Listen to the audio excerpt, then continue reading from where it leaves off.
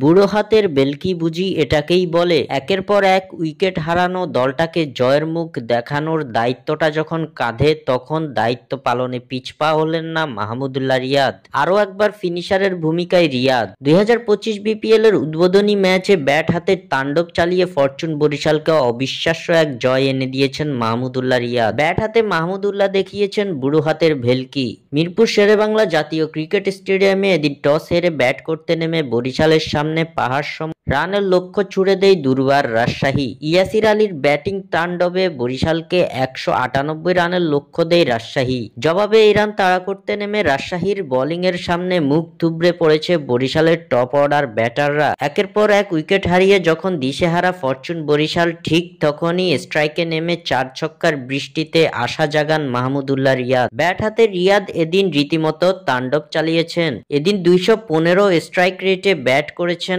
অভিজ্ঞ এই অলরাউন্ডার। মাত্র 26 বলে 5-4, 4 ছক্কায় 56 রানের অপরাজিত এক ইনিংস খেলেন রিয়াদ। শুধু তাই নয়, তার এই মারকুটে ইনিংসে ভর করে 11 বল হাতে রেখে ফরচুন বরিশাল তুলে নেয় অবিশ্বাস্য জয়। ব্যাট হাতে মাহমুদুল্লাহর এমন ব্যাটিং বারবার জানান দেয় কেন তিনি সেরাদের সেরা।